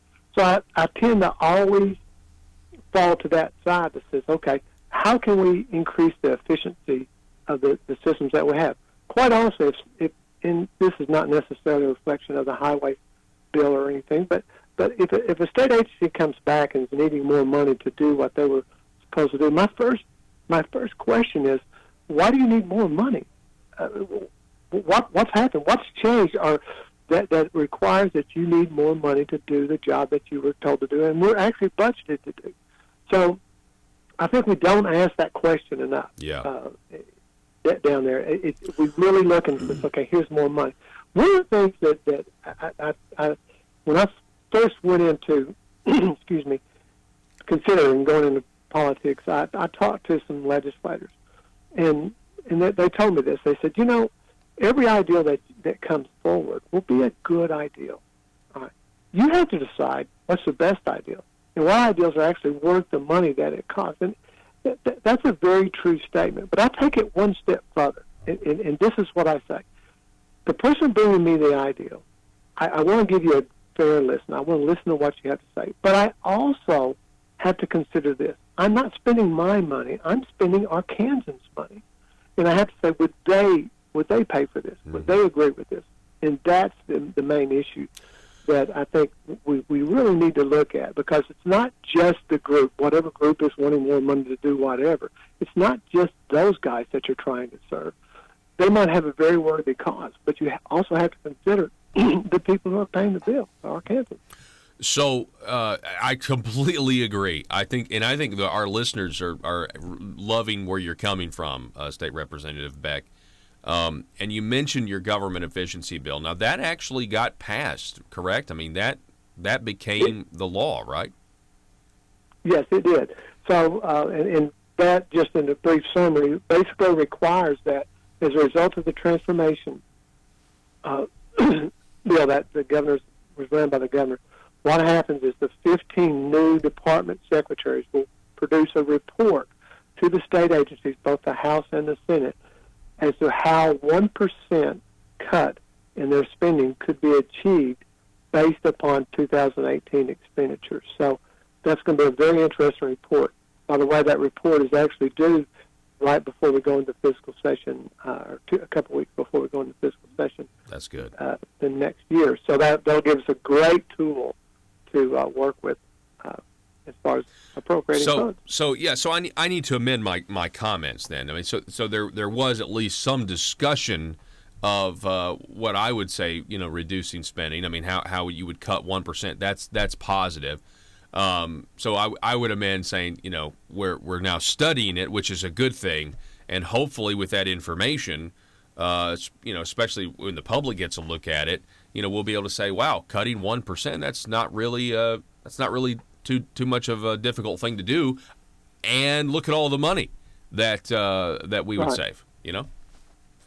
Right, and it's a little bit deceiving just to say 1% because it's 1% over 2018 expenditures, which is actually a little bit higher than 1% because you have to understand that we've actually increased the budget since 2018. So there's been some increases in there, so there'll actually be more than that. It'll actually work out to be somewhere very close to $40 million. $40 million. Wow. Yeah, I mean, I think that's... If we do it. Now, one of the things that we need to do, and I'll encourage all your listeners to do this, get a hold of your state representatives and say, hey, we got this now. It'll be our choice as to whether or not we adopt that report or some of that report or all of that report to get these savings. And we'll need to hear, our state legislators will need to hear from their constituents back home to make sure that we do that. Wow. Again, we're talking with State Representative Rick Beck. He is from District 65. And, you mentioned that we were not as strong on some of these economic issues. Like I said, the people are going to be paying more money after the 92nd General Assembly to the government than they were before. You mentioned that we were better on the social issues. Why do you think that is? Can you kind of expand on that a little bit? Why is it easier for us to uphold these social issues that are in, let's say, the platform of the Republican Party than it is to, say, not raise taxes on the people? Well, and as I mentioned earlier, I think a lot of it is party line. And some of the platforms, the party platforms that come forward. But it's easier. It's better defined. Quite honestly, the lobby is not as against something that would be a social bill. Is not as prevalent, I would say, as possibly something that has to do with funding of a tax funding or something like that. Those lobbyists are very organized, whereas some of the other lobbyists are not for the social issues. And I think that's part of it. But then also it is that falling down that party line and almost like a line that people are afraid to cross over. So I hate to say it, but conservatives and Republicans tend to stay in their lane at that point. Whereas maybe when it comes to taxes, we're okay with drifting off. And it is easy when you're looking at some of these tax increases because there's a tax increase to do this or that. It's a good cause and it helps people out. So that's a great thing. Another issue, and I'm going to jump just a little bit back on this fiscal side of this thing, which is, one of the things that I didn't like that we did is this. We seem to use the word fee and taxes as the same thing sometimes, right? If I'm imposing a fee on you, you can't get out of that fee, and you can't determine where that fee is the spending is. That's a tax. It's not a fee, and I think that we've done some of that with some of our legislation down there this time, and I think we have to look at that. It's cell phones are a thing that everyone has. Pretty much everyone in the state has to have. So if I put a fee on cell phones per phone or any device that calls 911, that's a tax. I have to have the phone, so I have to pay the fee. I'm sorry.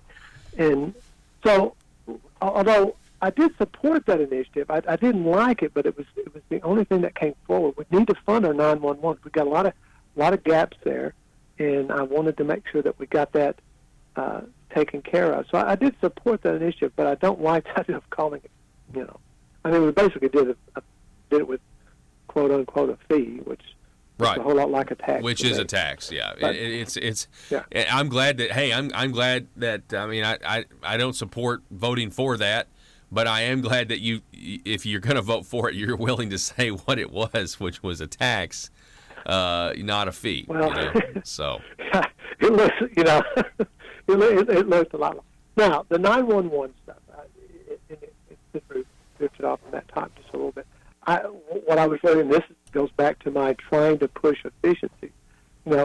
Some of the things that we did, and one of the things early on with the 911 group that I wanted us to come up with a standardized funding matrix of sort for how these 911 should be funded and funded adequately. The system that we had was not working, and the counties were having to pick up the difference, and that was creating some problems in some of our counties. And I recognized that. But what we needed to do was to first find out how to fund these. Not necessarily not how to fund them, but how much funding is required for these to make sure that we're doing this efficiently. Because what I found when I was looking at various parts across the state, the level of funding for these things was all across the board. So what's the right level? I did not know at that point. Now what we've done is we've kind of funded this thing and put a commission together that's going to determine, quote unquote, what the correct funding should be as far as distributing different areas. So hopefully they'll do a good job, but I would have rather had done that first before we. Well, I honestly, I'll add, I think the people of Arkansas would have rather us not had to raise the tax on the cell phones at all, and instead still be able to adequately fund the 911 system, increase the infrastructure by finding the savings somewhere else in government. I think most people kind of know that there's probably a lot of fat, and again, I know you're working on this, trying to get them to but let's just say that let's say that we made them cut 1%. You say it's $40 million. That would have gone and paid for that, and then you wouldn't have had to raise taxes at all. Right. I like the when we were talking about transformation savings. We didn't know what the actual number would be. We knew it would be somewhere between $40 and $60 million. And that was because transformation was coming forward. We didn't know how all the mergers were going to happen, what what agencies would all be involved and not involved with that. So we didn't have an exact number, but we knew it would be somewhere between $40 and $60 million.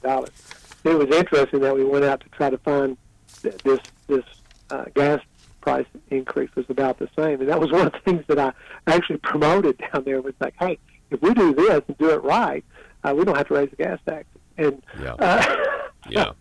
but you know, there's arguments on both sides of that. And I understand. I wish, as far as the funding of the highway, I agree 100% with we have to increase the funding to our highways, and let's get our highways up in shape. But I think I'm a bit like you. Let's take a look at, first of all, how we do that the most efficient way that we can possibly do it. And then let's take a look and see is there somewhere else that we can actually save money, or maybe use some of the surplus that we already had to not penalize those rural Arkansans who are out there working every day and driving back and forth to work. State Representative Rick Beck, I want to thank you for coming on the show, and again, I want to thank you for your your 3 no votes on that gas tax, on the half cent, and on the internet sales tax, because you know, you were part of at least the blockade of trying to stop the majority of where this revenue is going to come from, more revenue from the people to the government. And I appreciate you coming on, giving your impression of the session. Right.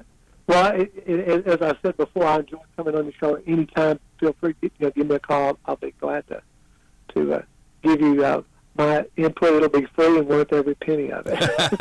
Hey, I can appreciate that. Thank you so much, sir. This is free. It's tax-free food. Yeah, that's right. That's right. They're not going to tax that. I appreciate it, Rick. Thank you so much, sir. Appreciate you. You have a great day. All righty. Folks, we're going to take a break here, going to reset, going to be back in a minute. When we come back, I want to talk about how I think the Democrat Party is embracing racism. I'll tell you more back in a minute.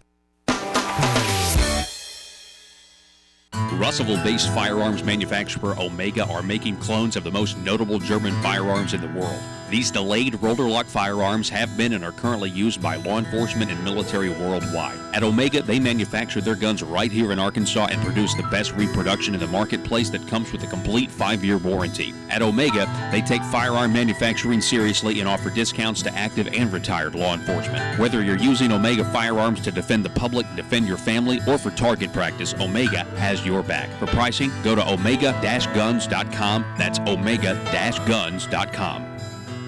Are you a conservative-minded young person and want to let the world know about it? Are you tired of rolling your eyes as your professor regurgitates progressive, PC, neo-Marxist nonsense? Then you should interview on Conduit News Radio's Young Conservative segment and tell us about why you believe the way you do. Tell us how you came to be a conservative and what are your views on government. Now, if you're worried that your neo-Marxist professor may also be a right-wing talk radio listening masochist, then names can be changed to protect the innocent. It's the Conduit News Radio Conservative Future segment. To be interviewed, call 870-275-9799. That's 870-275-9799.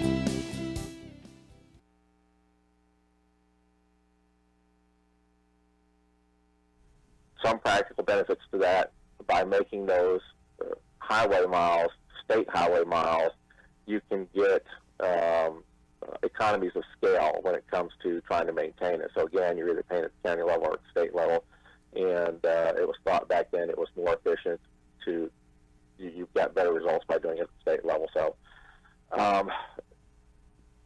but with cars becoming more efficient, with more hybrids coming on, again, you run into a situation.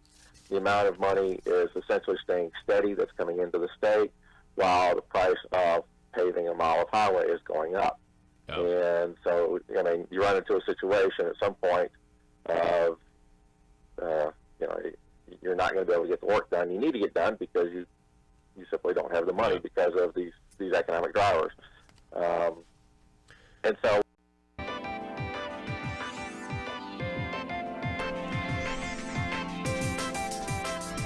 Conduit News Radio with Paul Harrell is building a liberty machine. Find out more at conduitnews.com. Don't have a lot of time here. University hosts no whites allowed faculty and staff listening sessions to promote inclusivity This from thecollegefix.com. So frustrating. It's Wake Forest University. I'm telling you, the Democrat Party is fast just embracing double standards and hypocrisy and is racist. Here's an old clip. Candace Owens, she's on Rising with Buck Sexton and Crystal Ball. Listen to this exchange.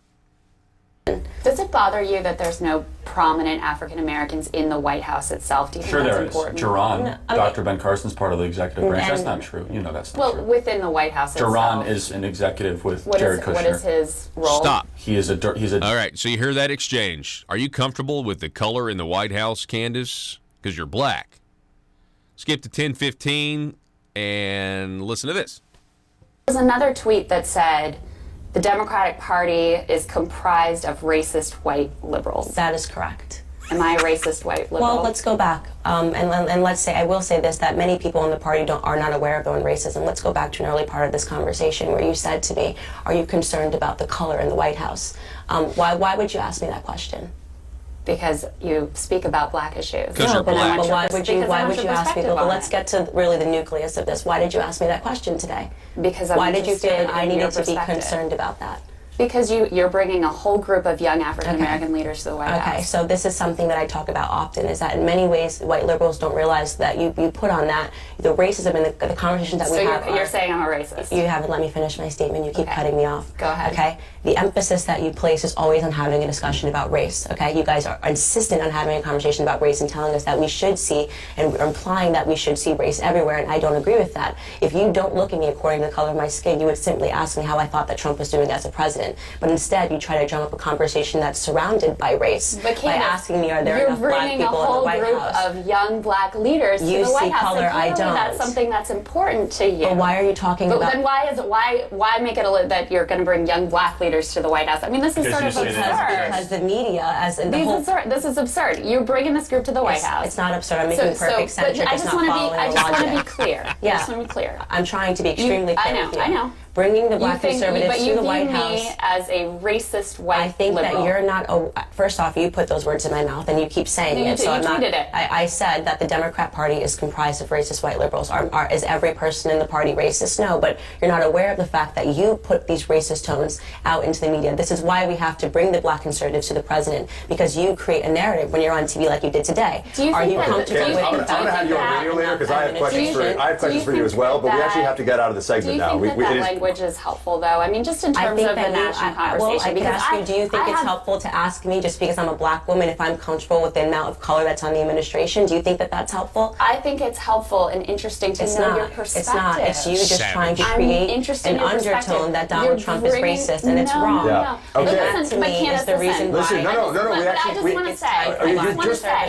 just want to say, you're looking at me on the basis of my skin color and making a bunch of, making a bunch of deductions. I did not. You said that. And we can run the tape back. I want to say, look, here's what I want to say. You quoted a tweet and then you made it about you. I appreciate. So you were not added, but you were not added in that tweet. So do not say that I called you that, because that's dishonest. And we are on, TV. So you can run. Racist. Okay, so I did not call you a racist. You're using the typical leftist tactic of trying to make yourself a victim, which is not No, but we're actually well beyond time. I just want to say a victim and pretending that I came here and called her racist. So this is a typical leftist tactic. That we not demonize our opponents. And I think it's important that you not demonize my president.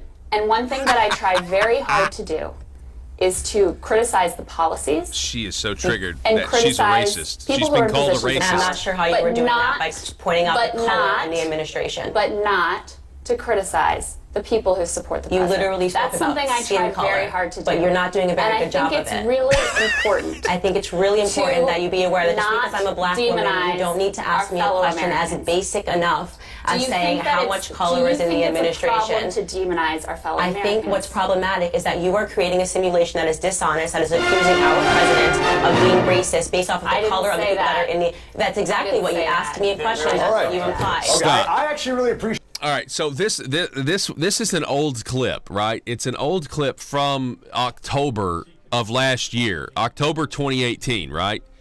But I'm telling you right now, this was, I don't know, I'm going to show my age, but I mean, Crystal Ball got served. She was served.